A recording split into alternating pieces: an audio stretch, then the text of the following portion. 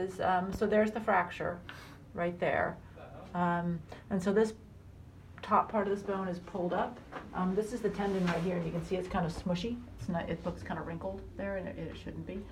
This is a view with her elbow bent, and what we can see on that is that it's moving a lot. It looks like there's more bone tissue growth than in the previous one, or am I wrong, or that's just a better image? I think it's just a more Okay. focused image. So what we can see here is this is maybe 8.8 centimeters between the bone end here and where it's supposed to be there. And when we look at this flexed view, this is the same measurement. And so that's how much it's moving, more than a centimeter when we bend the elbow. And so that's from the pull of the triceps tendon in there. And it's definitely been there for a while because she does not mind me. When she was, we took the splint off, I could stick my fingernail right in there. I can feel it, and she doesn't really care. So it's healed enough that it's not super, super painful for her, but she can't really use it. She can touch it down, but she can't put a ton of weight on it. And then this is, whoops. So it's weak. Well, there's no support because the triceps tendon that holds the bone, it's kind of like she's hamstrung. Okay. So while it's not great that we see it moving a lot, it's also potentially okay because that means if it can move that much, I may have a chance, if we get in there soon, of getting it back down. The longer we wait on trying to get it back down there, the less likely we are going to be able to have that happen. But So what are you doing tomorrow?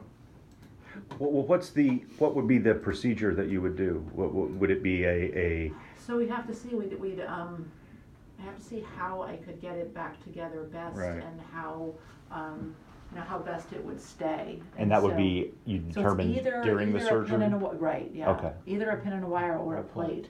So I mean, if we can't get it back down to where it actually fits well, then a plate's going to be impossible because we don't have that much tissue up here, and so this, I mean, from here to here is less than 2 centimeters, and so that's only this long, and so you can't.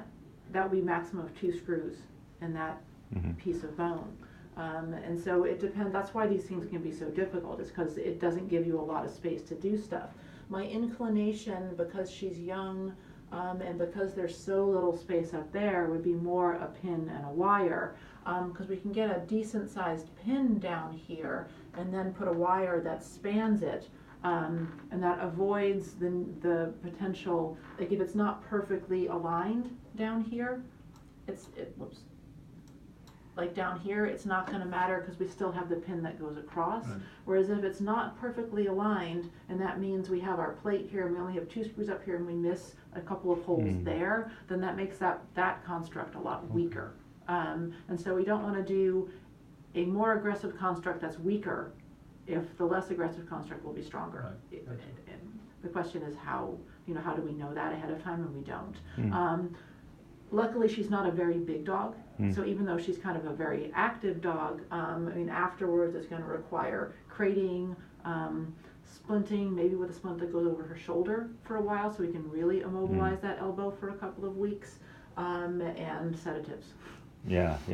Well, I was just, that's where I was going to ask you, what's the post-surgery? So at least 2 weeks of crate rest or more? No, we're talking 2 weeks of maybe over-the-shoulder bandage, and then after that, potentially 6 weeks of crate rest. 6 weeks of crate rest. Potentially 6 to 8 weeks of crate rest. Okay. Yeah. Okay. And then just keeping in mind that the more she moves that elbow and works it out, the more stress we have on our repair. Okay. So keeping her as quiet as possible in this particular one is really important. Okay. Like if it were a fracture right here, it's a different scenario, because although we still want her restricted on her activity, if she jumps around a little bit, she's not pulling it apart. Right. So this is a tough one because of their, every time she does this, she tries to pull it apart. She's destroying you, the thing that you that we're trying to put together. But yeah, I mean, so as soon as we possibly could, I would want to get that fixed up. Again, I ask, what are you doing tomorrow? Well, we have a couple surgeries tomorrow, but if we want to do it tomorrow, we can do it, or Monday, one of those two. Okay. Yeah.